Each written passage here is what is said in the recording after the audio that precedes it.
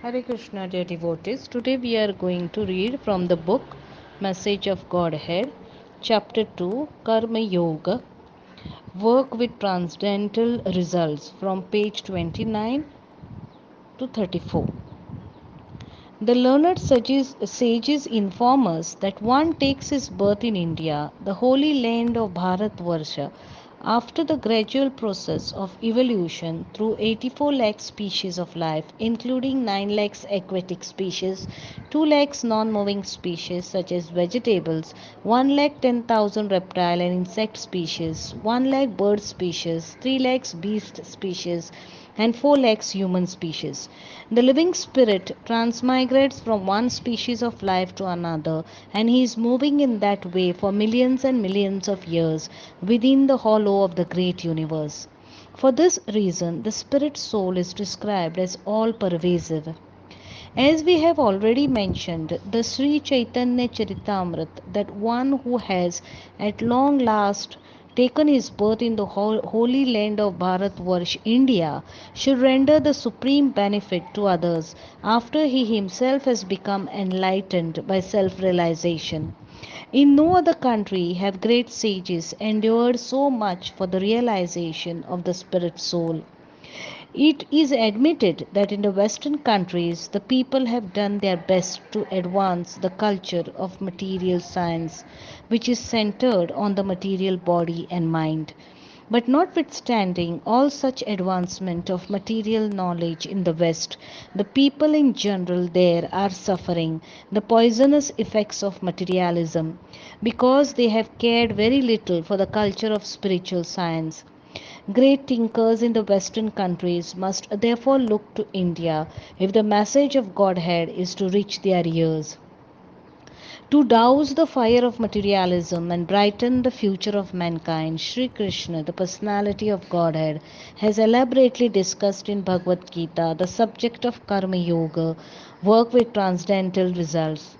There is a great difference between karma, work for material gain, and karma yoga, work for transcendental results. In several places throughout Bhagavad Gita, the personality of Godhead mentions the word Buddhi Yoga, meaning intelligent work with transcendental results. And we can also understand Buddhi Yoga to mean transcendental devotional activities. Why? Because the personality of Godhead, Sri Krishna says that he always favors his devotees by endowing them with the intelligence to perform devotional activities so that in the end they may attain to him. In other places also, it is said that God is attainable only through devotional activities. The conclusion is that we can get rid of the results of our work, that is karma, only by engaging in buddhi yoga or karma yoga, or in other words, the intelligent process of working with transcendental results. In the second chapter of Bhagavad Gita, the personality of Godhead, Sri Krishna, advises as follows. Thus far I have explained transcendental knowledge to you. Now I shall explain work with transcendental results. By working in this way, you can get rid of the bondage caused by ordinary work. In this process, there is no loss or diminution. Even if very little of this work is done, it can save one from the greatest trouble. Working with transcendental results means engaging in activities of devotional service to Lord Krishna, and how these devotional activities can be coordinated with our daily active life has been explained in Bhagavad Gita. This coordination is technically known as Karma Yoga.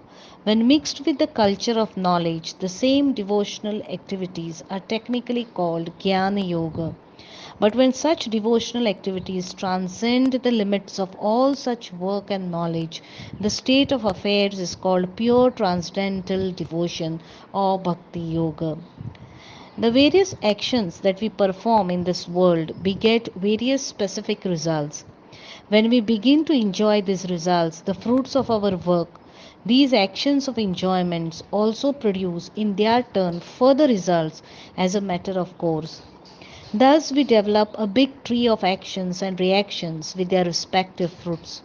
And as the enjoyers of these fruits, we become bound in the network of the tree of work and its fruit.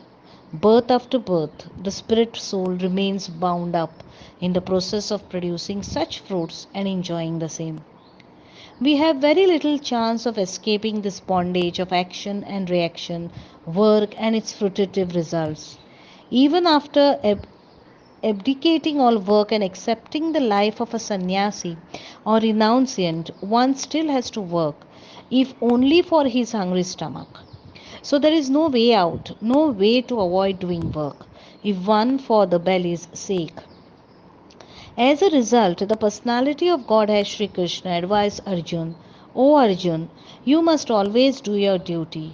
To do something is far better than to do nothing. You cannot even secure your everyday sustenance without doing some kind of work. Duty means work prescribed in the scriptures and sacred law books. Such work is far better than the laziness under the pretension of being a renunciant or mystic yogi. To earn a living, one can honorably adopt the profession of a street sweeper, but one must not change his dress to the saffron robes of a renunciant simply to fill up his empty stomach. This is the instruction of Shankaracharya, the great monist philosopher and religious reformer. In the present age of quarrel and pretension, one should prefer to do the ordinary prescribed duties rather than adopt to the life of a renunciant. Those who are genuinely renounced understand that they must give up performing the prescribed duties. They must not give up performing the prescribed daily duties in the social order. To do so would bring disaster, pain, and simple. When we cannot secure our everyday sustenance without doing any work, how is it possible to give up our prescribed duties? And yet, one must not forget the difficult position of one's being in the network of action and reaction, by which the spirit soul becomes bound up in material existence. So, to solve this dilemma, the personality of Godhead, Sri Krishna advises us as follows. The best policy for doing work is to perform all prescribed duties for the satisfaction of Yagna or Vishnu, the Supreme Being and Absolute Truth. Otherwise, all actions will produce reactions that will cause bondage. If work is done for the sake of Yagna, one will become free from all bondage. This method of work, which does not cause any bondage, is called work with transcendental results or karma yoga. By working this way, one not only becomes immune to the bondage of work, but one also develops transcendental devotion towards the absolute personality of Godhead.